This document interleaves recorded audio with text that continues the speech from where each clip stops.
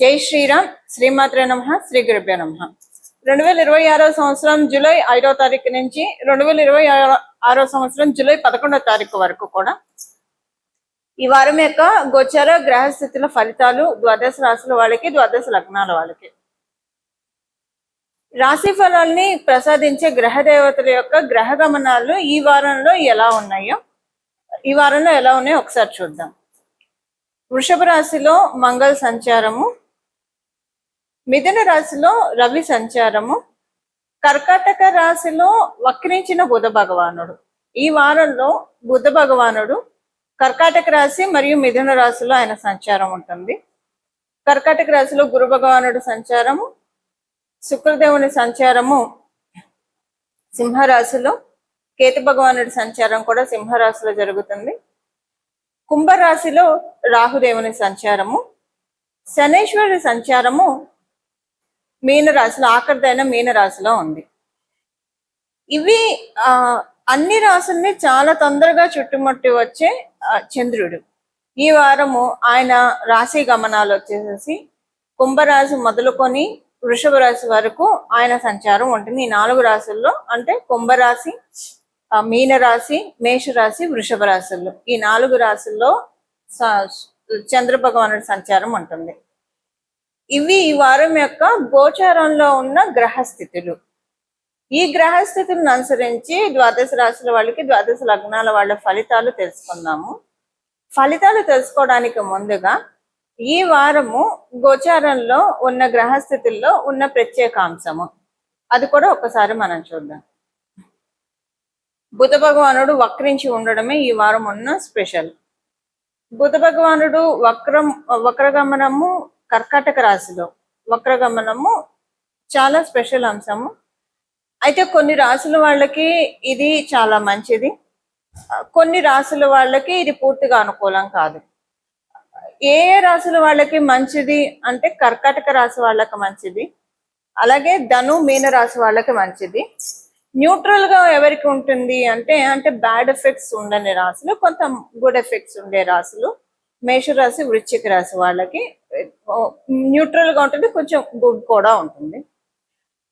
కానీ చాలా కొంచెం ఇబ్బంది కలిగే రాశులు వచ్చేసేసి మకర కుంభ రాశుల వాళ్ళకి కూడా న్యూట్రల్ కంటే కొంచెం దిగువన కొంచెం ఫలితాలు ఉంటాయి. ఇంకా వృషభ తుల రాశుల వాళ్ళకి ఈ గోచారంలో ఉన్న బుధ భగవానుడి యొక్క వక్రగమనము కొన్నిట్లో అంటే 50-50 అని చెప్పచ్చు. వృషభ తులారాశుల వాళ్ళకి, మకర కుంభరాశుల వాళ్ళకి రెండు 50-50గా ఉంటాయి. సింహరాశి వాళ్ళకి ఇది మంచిది, చాలా మంచి యోగంగా ఉంటుంది. ఇంకా బుధ భగవానుడు రాశులైన మిథున కన్యా రాశి వాళ్ళకి, కన్యా రాశి వాళ్ళకి, మిథున రాశి వాళ్ళకి ఇద్దరికి కూడా ఇది అనుకూలంగానే ఉంటుంది. సో విడివిడిగా మనం అసలు ఏ రాశుల వాళ్ళకి ఎలా ఉంటుంది అన్న విషయాన్ని ఇప్పుడు చూద్దాము. అలాగే చివరిలో ఈ గోచారంలో ఉన్న అన్ని ప్లానెట్ గమనాలను అనుసరించి పరిహారం ఈ వారం ఏం చేసుకోవాలో కూడా మనం చూద్దాము. మేషరాశి మేష లగ్నంలో పుట్టిన వాళ్ళకి ఈ వారంలో గోచార గ్రహ గమనాలను అనుసరించి ఫలితాలు. ఈ వారం మీకు అనుకూలమైన పరిస్థితులు చాలా ఉన్నాయి. ఇంట్లో ఎవరికైనా కుటుంబ సభ్యుల యొక్క ఆరోగ్యము స్వల్పంగా ఆందోళనకరంగా మారుతుంది. అంటే మరీ ఎక్కువ ఆరోగ్య పరిస్థితి ఇబ్బంది అని నేను చెప్పను కానివ్వండి, కొంత ఆరోగ్యము చిన్న చిన్న ఇబ్బందులు తలెత్తడానికి అవకాశం ఉంది. అదొకటి మినహాయిస్తే మిగతా విషయాల్లో చాలా బాగా ఉంది. మీరు ఏదైనా ఇంపార్టెంట్ పని మీద బయట వెళ్తున్నారు, ఆ పని మీద మీరు వెళ్ళాలంటే ఒక డాక్యుమెంట్ ఉండాలి. ఆ డాక్యుమెంట్ తీసుకెళ్తేనే అక్కడ పని అవుతుంది. అలాంటి ఇప్పుడు ఉదాహరణకి ఇంటర్వ్యూకి వెళ్ళాలంటే సర్టిఫికేట్స్ తీసుకొని వెళ్ళాలి, అలాగే రెజ్యూమ్ ఉండాలి. ఇవి ఉంటేనే, అలా లేకుండా మనం వెళ్ళినా కూడా ఉపయోగం ఉండదు. సో ఇలాంటి, అంటే నేను ఎగ్జాంపుల్కి ఇది చెప్తున్నాను, ఇలా ఇంపార్టెంట్ పనులు, డాక్యుమెంట్ రిలేటెడ్ పనుల మీద మీరు ఏమన్నా బయటికి వెళ్తూ ఉంటే, ఆ డాక్యుమెంట్స్ చూపిస్తేనే పని అవుతుంది అనుకున్న పనులు ఏమన్నా ఉంటే కనుక మతి మరుపుతోటి మీరు వెళ్ళాక, సగం దూరం వెళ్ళాక గుర్తు తెచ్చుకొని అరే ఇవి తెచ్చుకోవడం మర్చిపోయాం అని అనుకోవచ్చు. లేదా అక్కడికి వెళ్ళాక మీరు అనుకోవడం గుర్తొస్తుంది. అందువల్ల మీరు డాక్యుమెంట్స్ ఇలాంటివి మర్చిపోయే ఛాన్స్ ఉంది. కాబట్టి ఈ వారంలో ఉన్న గోచర గ్రహస్థితులను అనుసరించి మర్చిపోకుండా ముందుగానే చెక్ లిస్ట్ పెట్టుకోండి, బిఫోర్ డేనే పెట్టుకోండి. అలాగే మీరు జర్నీస్ చేస్తున్నా అన్ని వేళల్లో డాక్యుమెంట్సే ఉండాలని ఉండదు. ఇంపార్టెంట్ మీ అంటే ఇంపార్టెంట్ ఏదైతే మీరు ప్రయాణం చేస్తున్నారో ఇంపార్టెంట్ థింగ్ అదే మర్చిపోయి వెళ్ళిపోతారు. సపోజ్ ఒక డేటా పెన్ డ్రైవ్ లోనో ఎందులోనో పెట్టుకున్నారు, అది వదిలేసి వెళ్ళిపోతారు. సో ఇలా లేదంటే పాస్పోర్ట్స్ ఇవన్నీ ఒకసారి చూసుకోండి. మీరు ఏదైనా ప్రయాణం పెట్టుకున్నప్పుడు 1-2 సార్లు చెక్ లిస్ట్ ముందే రాసుకొని, అది మీ ఊర్లో ప్రయాణమా, బయట ఊరు ప్రయాణమా, విదేశాలు వెళ్తున్నారు, 1-2 సార్లు చెక్ చేసుకోండి. మిస్ప్లేస్ అయ్యే ఛాన్సెస్ ఉంది కాబట్టి కొంత ఈ విషయంలో జాగ్రత్త వహించాలి మీరు. ఇదొకటి మీరు జాగ్రత్త వహిస్తే సరిపోతుంది. ఈ వారం మీకున్న గోచర గ్రహస్థితులను అనుసరించి ఆర్థికంగా బాగా ఉంది, వివాహ ప్రయత్నాలు చేయడానికి అనుకూలంగా ఉంది, సంతానానికి సంబంధించిన అనుకూలతలు కూడా చాలా చక్కగా ఉన్నాయి. ఇవి ఈ వారం యొక్క గోచర గ్రహస్థితుల ఫలితాలు మేషరాశి మేషలగ్నంలో పుట్టిన వాళ్ళకి. పరిహారము, ఈ వారము చేసుకోవాల్సిన పరిహారము, ఈ వారంలో ప్రతిరోజు కూడా ఉదయాన్నే సూర్యోదయం అంటే మీరు ఏ ఏరియాలో ఉంటారో ఆ ఏరియా యొక్క సూర్యోదయం ఏ సమయంలో ప్రారంభం అవుతుందో మీరు ఏదన్నా ఆస్ట్రో యాప్స్ లో కొట్టుకున్నా వస్తుంది, పంచాంగంలో చూసుకున్నా తెలుస్తుంది సూర్యోదయం. ఈ సూర్యోదయ సమయము మరియు చంద్రోదయ సమయము, ఈ 2 సమయాల్లో కనీసం ఒక పావు గంట భగవద్ ధ్యానము మీకు కుదిరితే ఒక గంట కాలం పాటు భగవద్ ధ్యానం చేస్తే మంచిది. కుదరకపోతే తుదికి పావు గంట సేపు అయినా సరే భగవద్ ధ్యానం చేసుకుంటే మంచిది. ఇప్పుడు బుధ భగవానుడు వక్ర గమనము, ఆయన మిథున రాశిలోకి వెళ్తూ ఉన్నారు. అక్కడ రవి అస్థితులై ఉన్నారు. రవి సంచారం మిథున రాశిలో ఉంది. ఇది అందరికీ మంచి యోగాన్ని ఇవ్వాలంటే మిథున రాశిలోకి ఆయన వక్రగతిలో ఉన్న ఆయన స్వక్షేత్రానికి వెళ్తున్నారు కాబట్టి ఒక రకంగా చూస్తే అది మంచిది.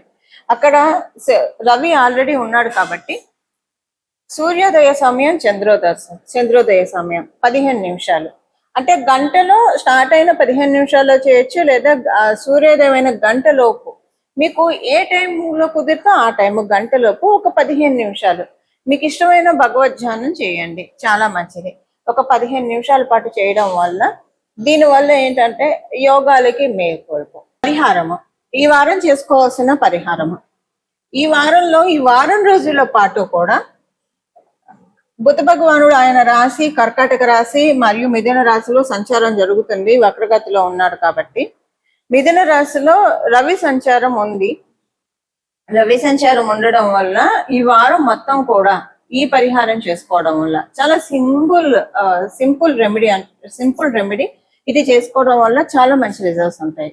ఈ పరిహారము ఉదయాన్నే సూర్యోదయమైన గంట లోపల మీకు ఆస్ట్రో యాప్స్ లో వస్తుంది సూర్యోదయ సమయము, పంచాంగంలో చూసుకున్న సూర్యోదయం ఏ సమయానికి ఉందో తెలుస్తుంది, అలాగే చంద్రోదయం ఏ సమయంలో అవుతుంది. ఈ 2 చూసుకోండి.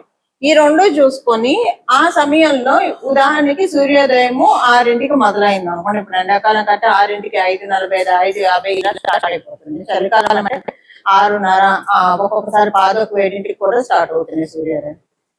సో ఆ టైంలో ఒక గంట లోపల ఒక పావు గంట సేపు మీకు కుదిరితే గంట సేపు లేదా ఒక పావు గంట సేపు మీకు ఇష్టమైన దేవత ఆరాధన ధ్యానం చేస్తే కనుక చాలా మంచి ఫలితాలు ఇస్తుంది.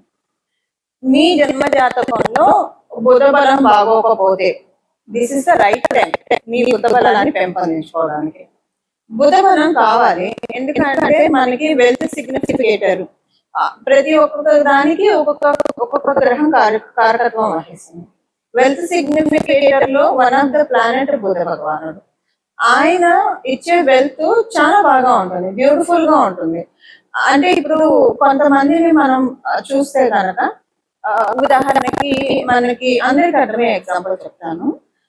సచిన్ టెండూల్కర్ గారిని తీసుకున్నాము. ఆయనకి బుధ బలం ఎంత బాగా ఉందంటే చూడండి ఎంత ప్రశాంతంగా ఉంటారు. ఆయన ఎక్కువ ఆరాట పోరాటాలు లేకుండా, అలాగే ఎంఎస్ ధోని గారు వీళ్ళిద్దరూ కూడా బుధ బలం అంటే ఎంఎస్ ధోని గారికి వేరే ప్లాన్ స్ట్రెంత్ కూడా ఉంది, బట్ సచిన్ టెండూల్కర్ గారికి బాగా బుధ బలం ఉంది.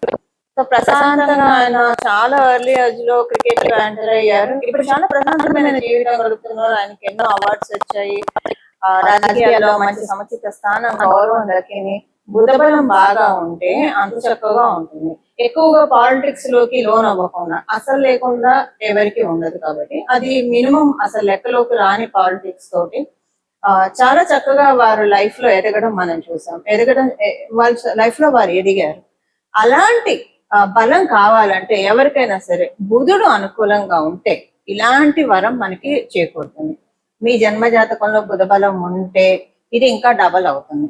బుధ బలం లేకపోతే ఇప్పుడు పెంచుకోవడానికి ఇది ఒక సదావకాశం. దీనికి చేయాల్సింది ఏమీ లేదు. సూర్యోదయం సమయంలో సూర్యోదయం అయిన 1 గంట సేపటి లోపల, చంద్రోదయం అయిన 1 గంట సేపటి లోపల పావు గంట అంటే 15 నిమిషాలు మీరు భగవద్ ధ్యానం చేసుకోవడం అంతే. అంతకు మించి ఏమీ అవసరం లేదు. చాలా చక్కటి బుధ బలాన్ని పెంపొందించుకోవడానికి ఇది భగవంతుడు మనకి ఇచ్చిన ఒక సదావకాశము. మీకు కుదిరితే గంట సేపు చేస్తే ఇంకా మంచిది. ఈ విధంగా బుధ బలాన్ని పెంచుకొని, అంటే బుధుడుకి అధిదైవం విష్ణుమూర్తి, ఆయన స్థితికారకుడైన శ్రీమన్నారాయణ యొక్క కటాక్షం వల్ల మన స్థితి ఎప్పుడూ కూడా బాగా ఉంటుంది. అప్స్ అండ్ డౌన్స్ ఉండవు. బుధ బలం బాగా ఉంటే అప్స్ అండ్ డౌన్స్ లైఫ్ లో ఉండవు. అనుకుంటూ ఉంటారు కదా, ఒకప్పుడు ఒక వెలుగు వెలిగారు, తర్వాత పడిపోయారు. ఇలాగ కొంతమంది అయితే వాళ్ళకి అంటే స్నేక్ అండ్ లాడర్ లాగా ఉంటుంది వాళ్ళ లైఫ్ అని చెప్తూ ఉంటారు. అదే కదా అప్స్ అండ్ డౌన్స్. ఇలా లేకుండా ఎప్పుడూ కూడా లైఫ్ అప్ అలాగే డౌన్. ఒకవేళ అన్ని వేళలా మనకి టైం అనుకూలంగా ఉండాలని ఎప్పుడూ ఉండదు లైఫ్ లో. ఎప్పుడైనా టైం పూర్తిగా అనుకూలంగా లేకపోతే డౌన్ ఫాల్ కాకుండా అక్కడి నుంచి కనీసం న్యూట్రల్ గా వెళ్తూ ఉంటాయి. అంత అప్పు లేకపోయినా న్యూట్రల్ గా వెళ్తూ మళ్ళీ టైం వచ్చినప్పుడు మళ్ళీ ఉన్నత స్థాయికి వెళ్ళడం, ఇలా ఉంటే చాలా బాగా ఉంటుంది. ఇలా ఉండాలి అంటే బుధ బలం చాలా బాగా ఉంటేనే ఇలాంటివి సాధ్యపడతాయి. అదర్వైజ్ పూర్తిగా ఇలాంటి కటాక్షాన్ని చేసే బుధ భగవానుడే. ఇప్పుడు చూడండి, పిల్లల దగ్గర ఏదైనా ఇస్తే వాళ్ళు మళ్ళీ తిరిగి ఇవ్వమంటే నాయి అని పక్కన పెట్టేసుకుంటారు. ఇంకొకటి వాళ్ళ దగ్గర ఎవరు తీసుకోవడానికి కూడా ప్రయత్నించరు. ఎందుకంటే వాళ్ళకి ఇచ్చేది అది వాళ్ళకి చాలా ఉంటుంది.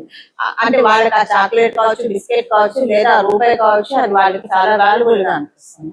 అంటే ఊరికే ఎగ్జాంపుల్ కి చెప్తున్నాను. అలాగా ఎలాగైతే ఒక పసిపిల్లల్ని కావచ్చు, కొంత పసిపిల్లల జోలికి తీసుకోవాలని ఎవరు అనుకోరు, అలా బుధ బలం బాగా ఉంటే వాళ్ళ వెల్త్ చీటింగ్ కి లోన్ అవ్వదు, బ్యాక్ స్టాబింగ్ ఉండదు, ఇలాంటివేవీ ఉండదు. ఇవేవీ లేకుండా గట్టిగా ఆరాట పోరాటాలు లేకుండా అది గురుబలం కూడా ఉంటే చాలా ప్రశాంతంగా వెళ్తుంది. బుధబలం చాలా మస్ట్, అందరికీ కావాలి బుధబలము. అందులో ఇప్పుడు ఉన్న ఈ సినారియోలో కలియుగంలో బుధబలం కరెక్ట్ గా ఉంటే కనుక చాలా ప్రశాంతంగా మన జీవనం సాగుతుంది.